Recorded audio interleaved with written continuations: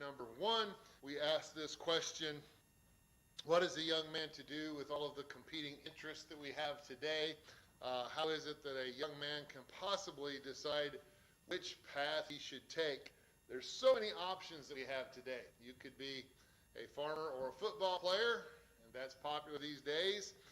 You could be a doctor or a driver. You could wind up being a mechanic or a musician, and we have some of all of those here. You could be any number of things. In fact, the world will tell you you can be anything you want to be. There is no limit, and there is no prohibitions on anything. In fact, crazy things we see today. You see girls being football players, and you see guys being ballerinas. So, crazy, isn't it? No limits. Is there any help for us in which direction to proceed? Is there any help for us in how we are to conduct our lives? Of course, you know there is. We find it in the Bible, and we specifically will find some help here in the book of Proverbs. Proverbs chapter 1, verse number 1, the Proverbs of Solomon, the son of David, king of Israel. To know wisdom and instruction, to perceive the words of understanding, to receive the instruction of wisdom, justice, judgment, and equity, to give subtlety to the simple, to the young man knowledge and discretion. A wise man will hear and will increase learning, and a man of understanding shall attain unto wise counsels. To understand the proverb and the interpretation, the words of the wise and their dark sayings. The fear of the Lord is the beginning of knowledge, but fools despise wisdom and instruction. So Solomon has some principles for us, but if you're honest and you look at the world around you, though Solomon has principles for us, there's far too many of us that are looking for answers. We don't want principles. We want answers, don't we? If you're in that group, well, unfortunately, Proverbs is not going to be a lot of help for you because what we have in Proverbs is not answers, it's principles. A proverb is a short, memorable statement used to bestow wise advice or to give godly counsel. Sometimes it is designed in order to incite a specific conclusion. And so Solomon uses these pithy sayings in order to provoke us to think. That's what he wants us to do. He wants us to think. And so to encourage us to follow a specific direction in all of our pursuits. He wants to give us direction. And so he gives us principles to put us in this direction. What is the direction that he wants us to go? He wants us to follow the royal way of wisdom. And so my sermon title is The Royal Way of Wisdom. And if you want a title for this entire series of messages, it's the same thing. It is The Royal Way of Wisdom. It is our title for today, and it's our title for the series. But in order to start down this road, I want us to understand who it is that is speaking to us. I want you to understand the prudence of Solomon. In verse number 1, this book is titled The Proverbs of Solomon, the son of David, king of Israel. I want you to understand his wisdom. His wisdom. First of all, put a bookmarker here in Proverbs, and let's go back to 1 Kings. 1 Kings chapter number 3.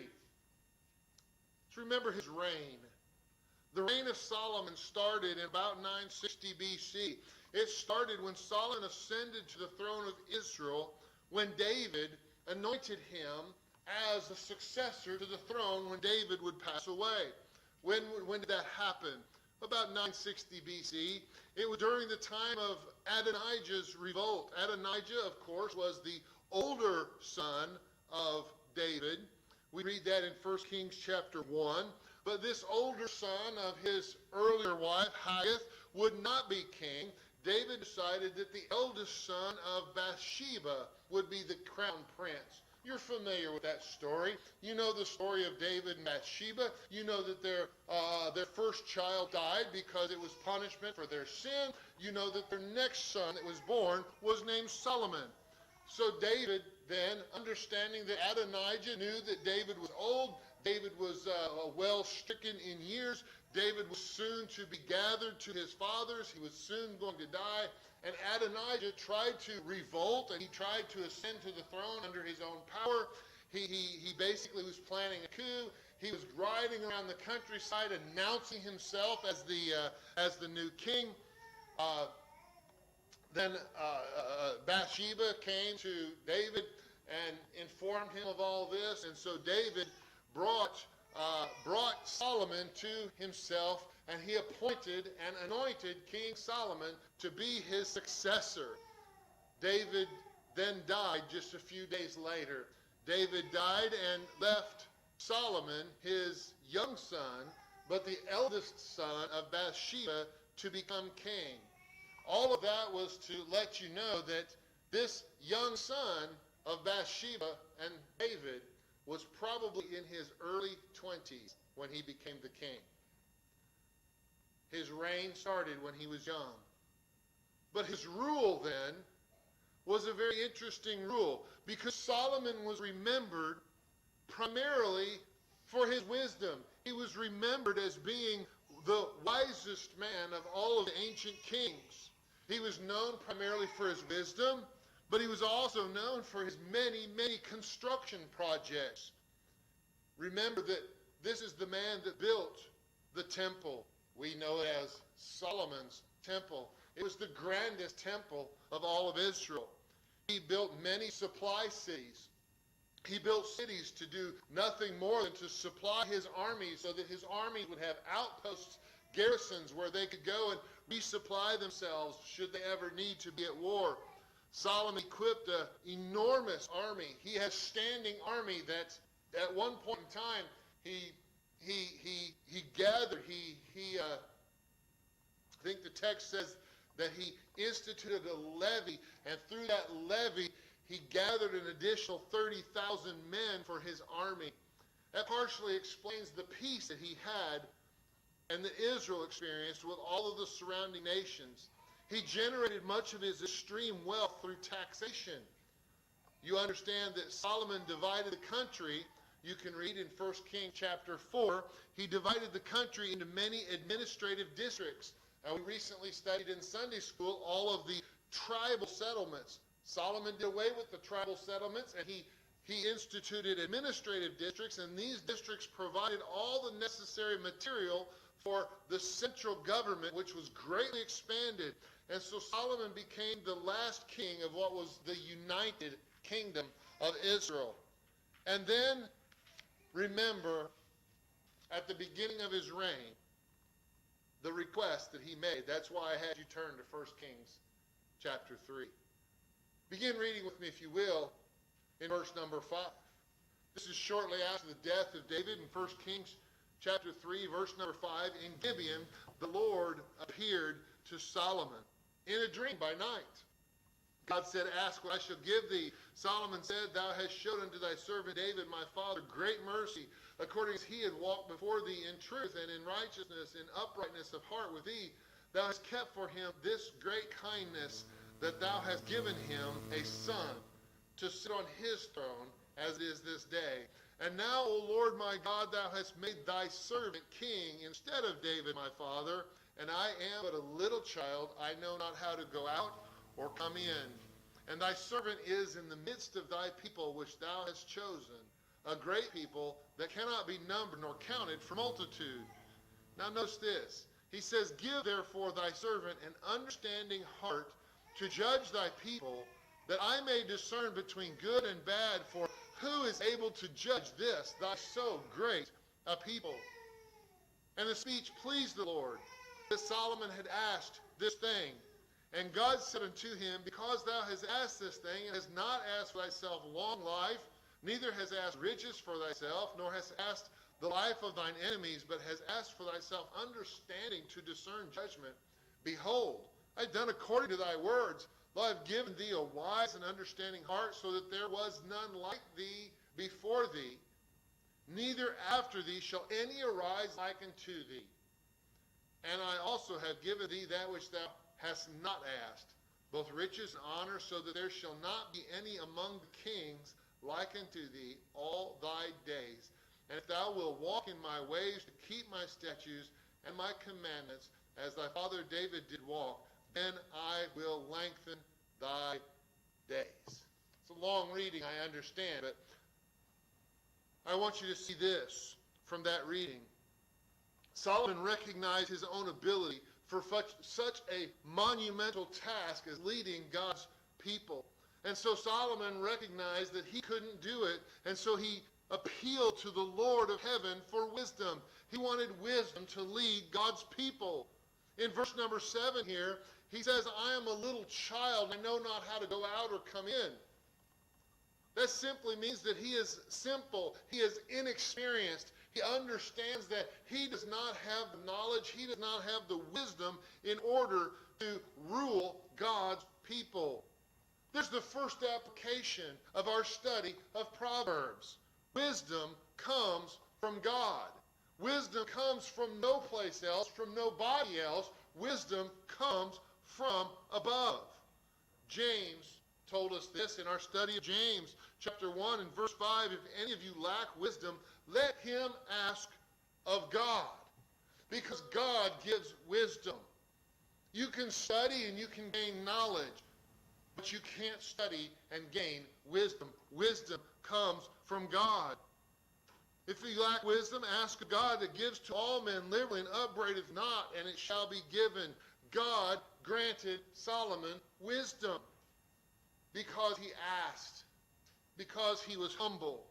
But then in verse 13, he also granted him other benefits. He says, I've granted that which you asked, but I've also given you what you didn't ask for. Riches and honor. And notice he says, I've given you something that there was never a king before you, and there will never be a king after you. And he said in verse 14, I've also given you long life, lengthy days. And so Solomon recognized his weakness and requested that the Lord would make up what he lacked. He asked the Lord to make up his insufficiency.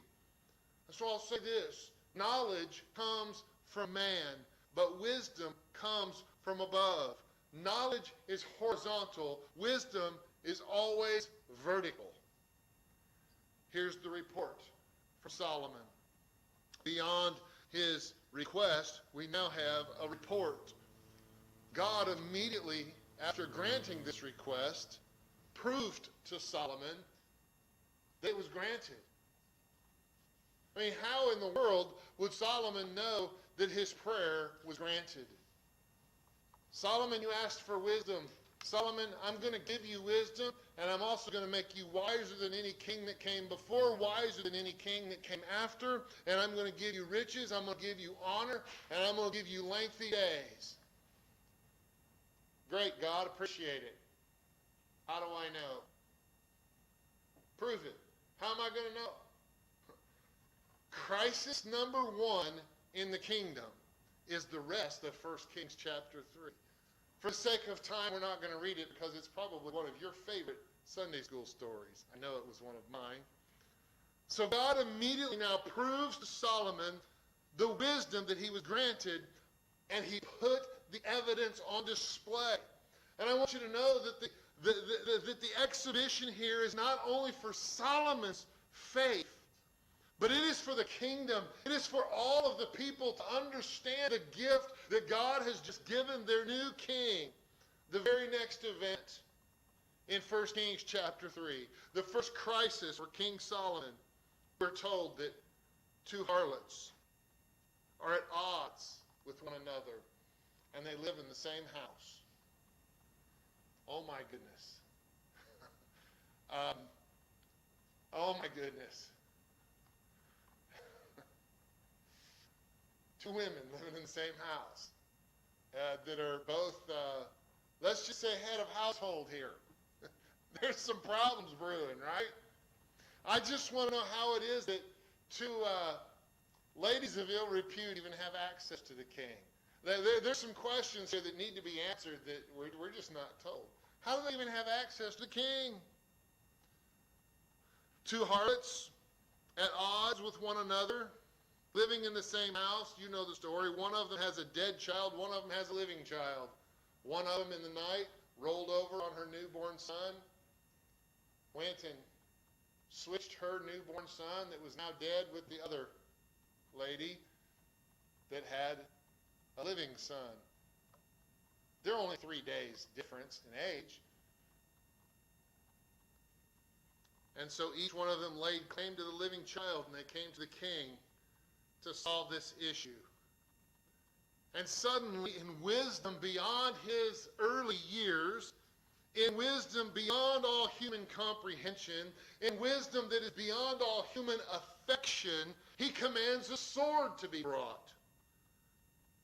Take this child and cut him in half, and let each one take half of their claim. And so Solomon, the new king, has proposed a compromise. And all the while, this nascent king knows that the true mother will step forward. The true mother will insist that the young child lives. True affection for a natural son will always allow the son to live at all cost. It will allow the son to live even if it is not with a natural parent. Now at this point, I could go off on another side road with the implications to our own society, because they're staggering. The royal way of wisdom does not include killing children, especially your own children.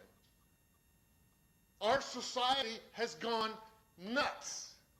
We're crazy. We've lost our mind.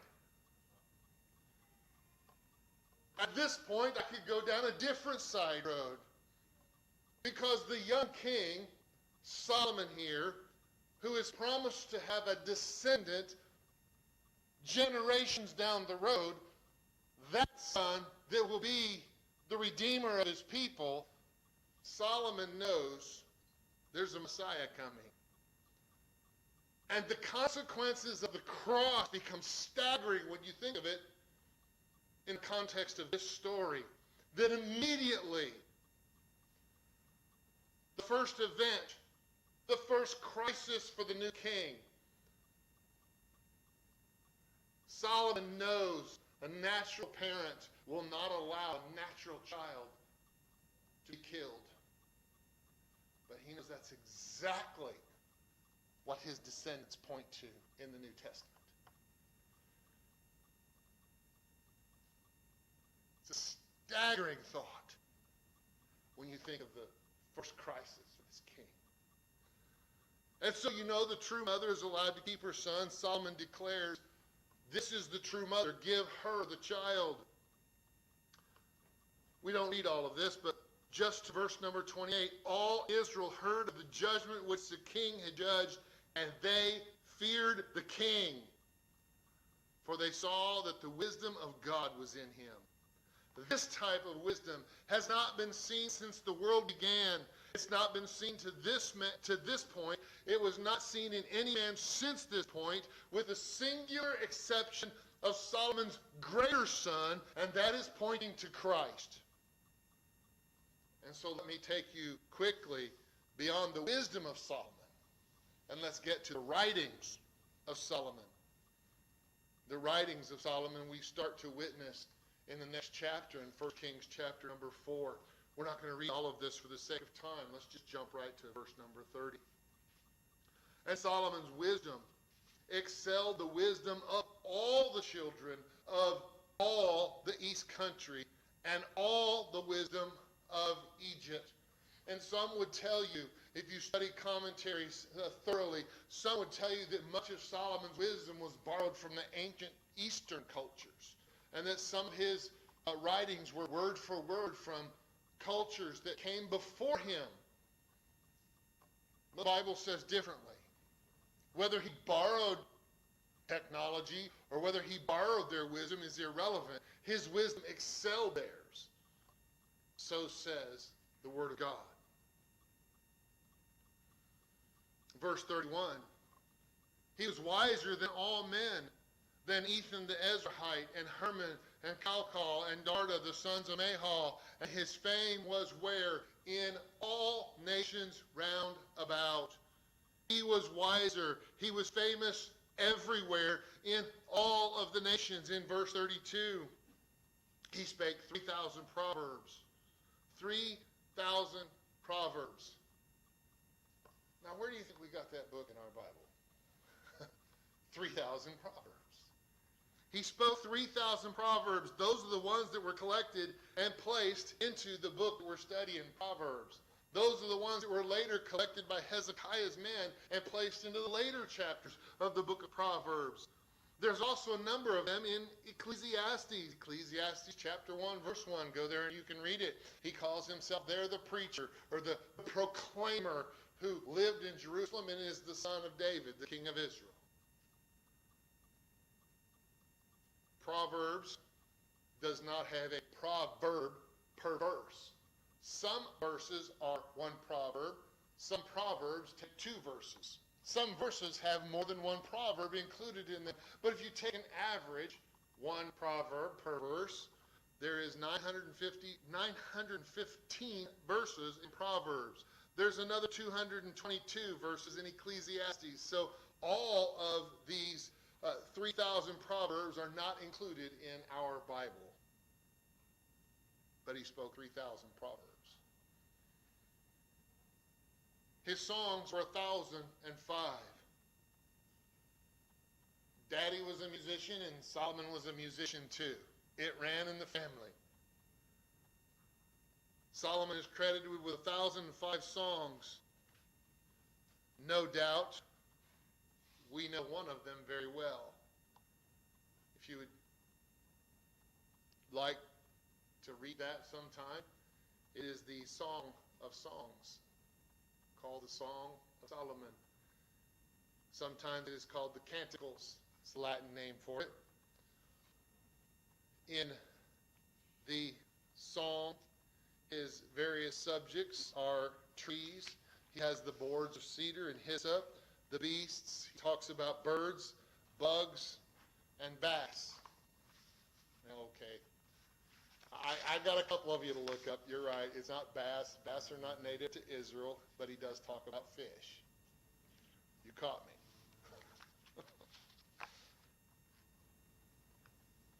Verse 33.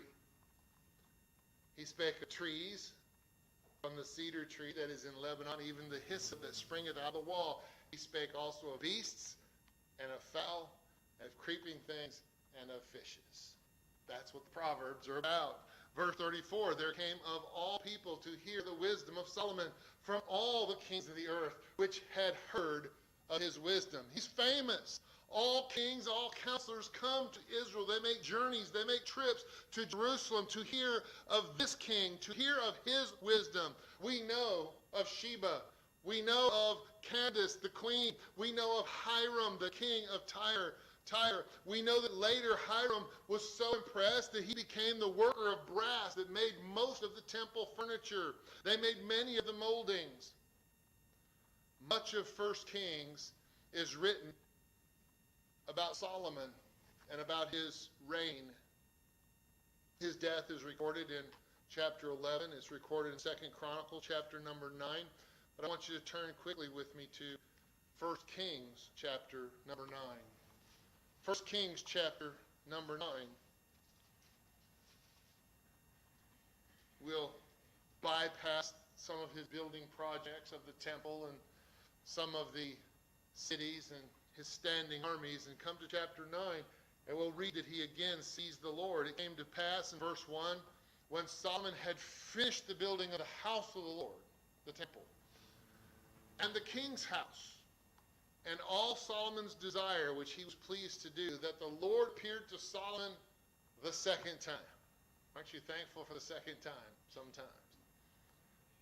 And he had appeared, as he had appeared unto him in Gibeon. His appearance to Solomon at Gibeon was what we read in chapter 3. Chapter 9 is his second appearance. Verse 3, and the Lord said unto him, I have heard thy prayer and thy supplication that thou hast made before me. I have hallowed this house which thou hast built, to put my name there forever, and mine eyes and mine heart shall be there perpetually. And if thou wilt walk before me as David thy father walked, in integrity of heart and in uprightness, to do according to all that I have commanded thee, and will keep my statutes and my judgments, then I will establish the throne of thy kingdom upon Israel forever, as I promised to David thy father, saying, there shall not fail thee a man upon the throne of Israel. He just received the same promise that David did, right? Notice this, verse 6. But if ye shall at all turn from following me, ye or your children, and will not keep my commandments and my statutes which I have set before you, but go and serve other gods and worship them, then will I cut off Israel out of the land which I have given them, and this house which I have hallowed for my name will I cast out of my sight, and Israel shall be a,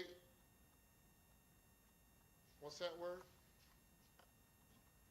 Israel shall be a proverb and a byword among all the people.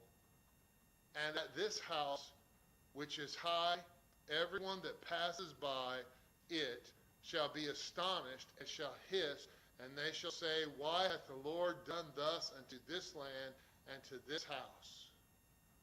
And they shall answer, because they forsook the Lord their God, who brought forth their fathers out of the land of Egypt, have taken hold upon other gods, and have worshipped them, and have served them. Therefore hath the Lord brought upon them all this evil. Notice verse 7.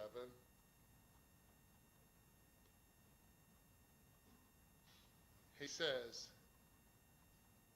in verse 6, if you turn from following me, ye or your children, and don't keep my commandments, then will I cut off out of the land which I have given them this house which I hallowed for my name. And then this nation will become a proverb and a byword among all the people. Now let me ask you this question. Why do you think Solomon wrote Proverbs? All of Proverbs, as we said last week, especially the first 9 chapters, is fatherly advice to a son. All of the children benefit, but it's primarily fatherly advice to a son.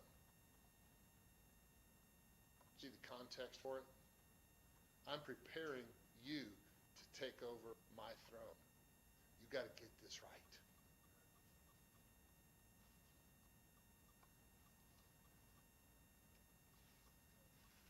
And of course we know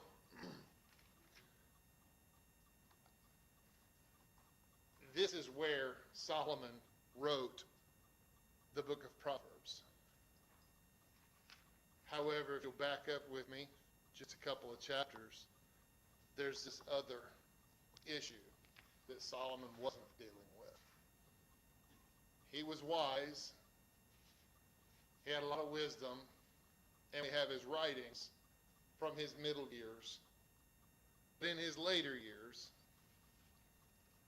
he had this problem with women. Solomon was affectionate for Pharaoh's daughter.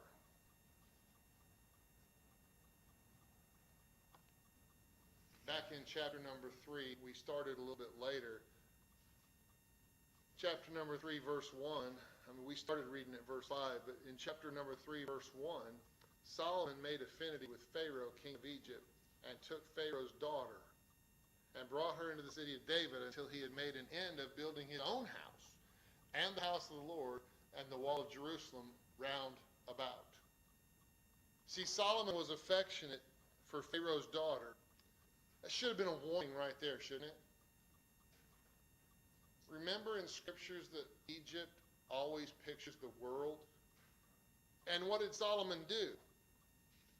If we go forward just a few chapters to chapter 7, we'll find out that he spent 13 years building a house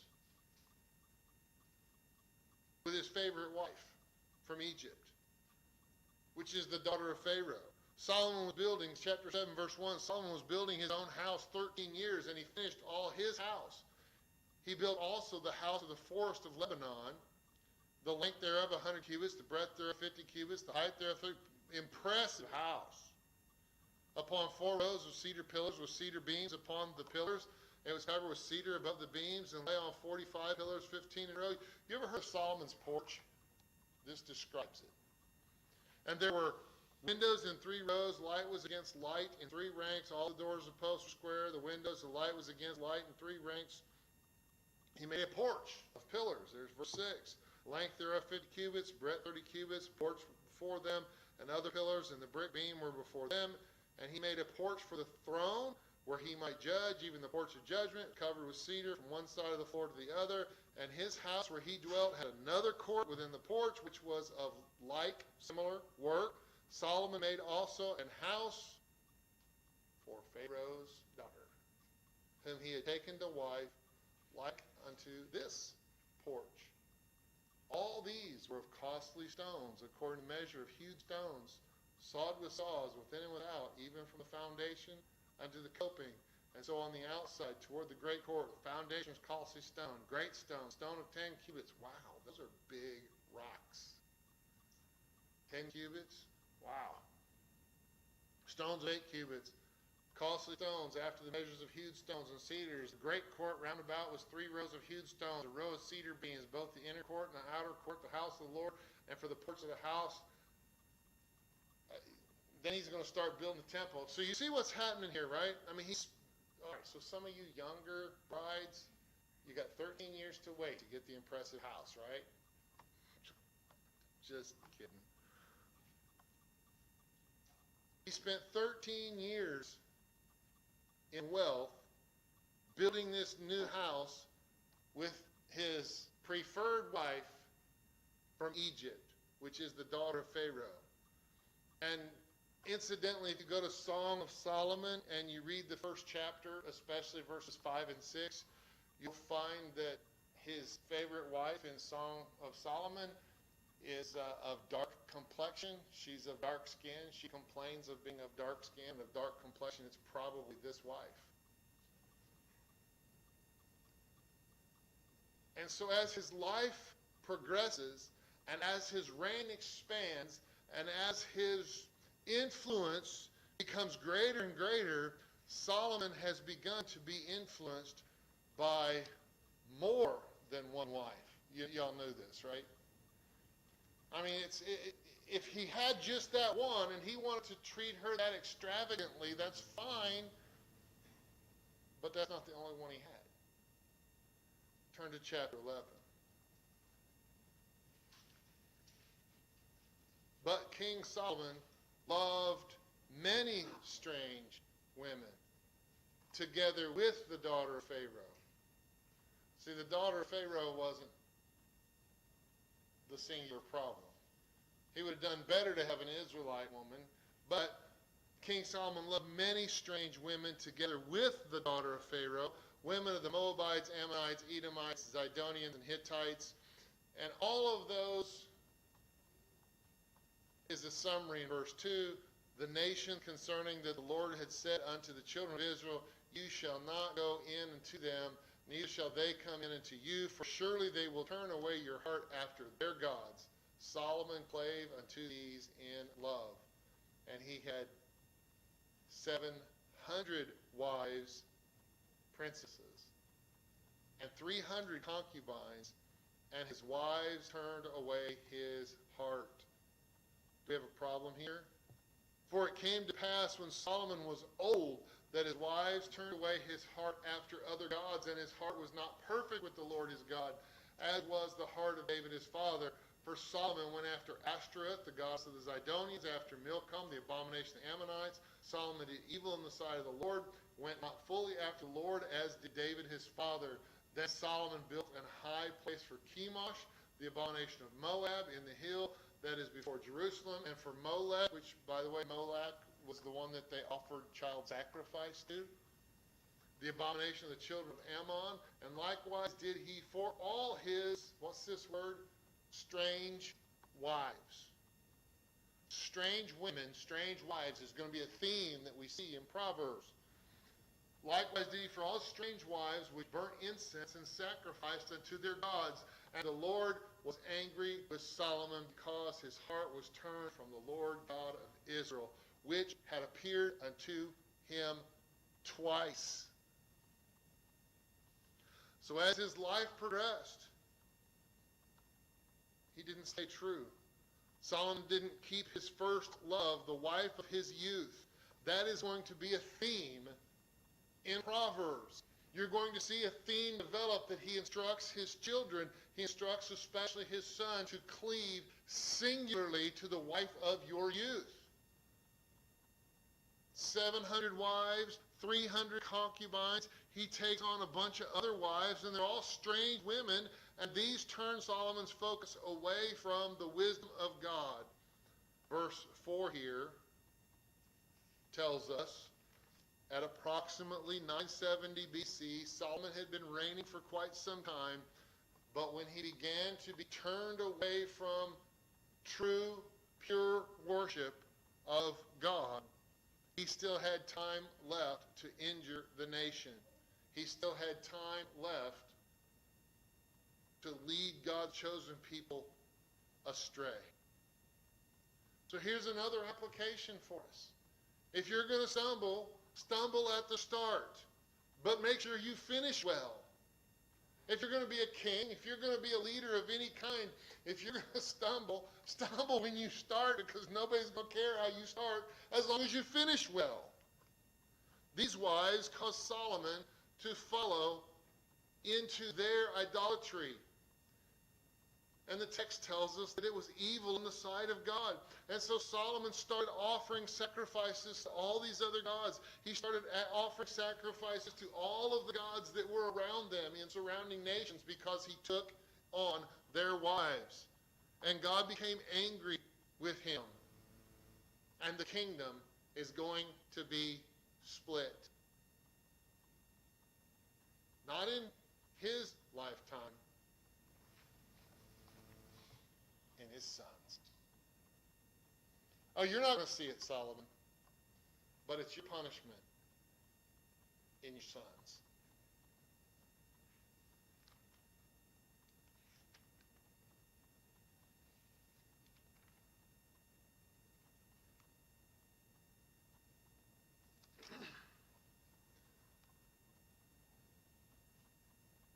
Chapter 11, verse 11.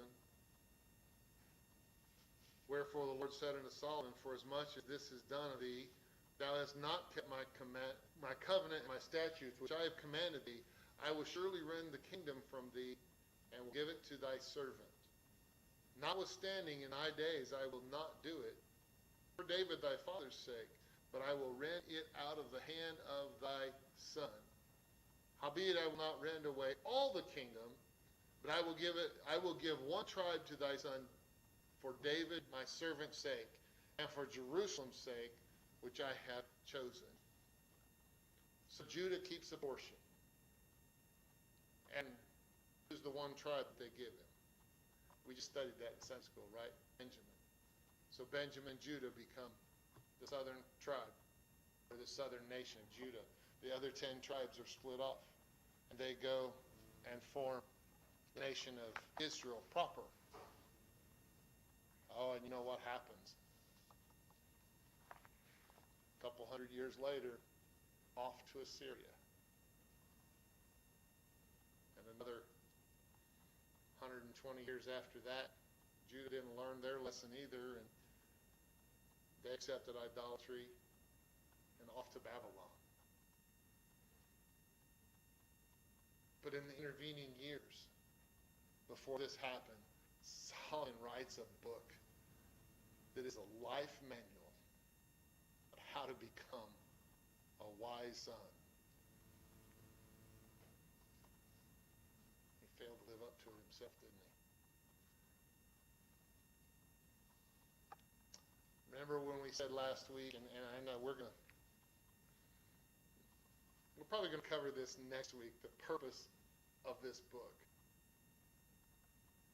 But I want to just see this king's life, because this is our author. gives us this wisdom, and then he didn't follow it himself. It's worth studying because this man knows what he's talking about. Solomon begins offering these sacrifices to false gods. God says, I'm going to judge you because of it. And this kingdom, his own kingdom, is going to be split. And I'm reminded that a judgment started the house of God. What will the unwise do? The wisest man here in the world, the wisest man in the world, besides Christ himself, is literally destroyed.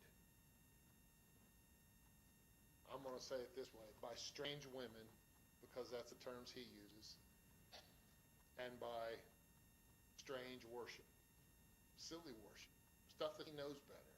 He wrote the book on it. He wrote the manual on it. He knows what he's talking about. He knows from his own experience. He's a man of great authority.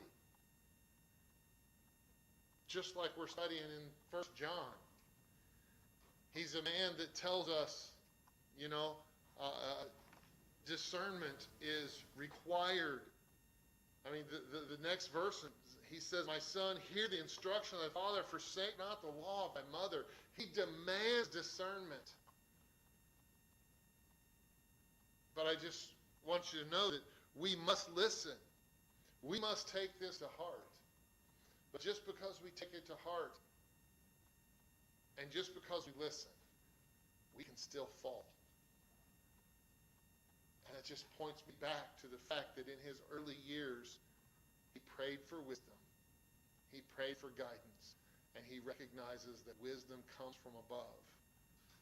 And we need that measure of mercy and grace and wisdom every single day. We never become too old to need God's mercy and God's grace and God's wisdom. And that's what Solomon's life points me to. He wrote the manual on wisdom. And his life points that we need to cry out for wisdom every single day. That's just the introduction.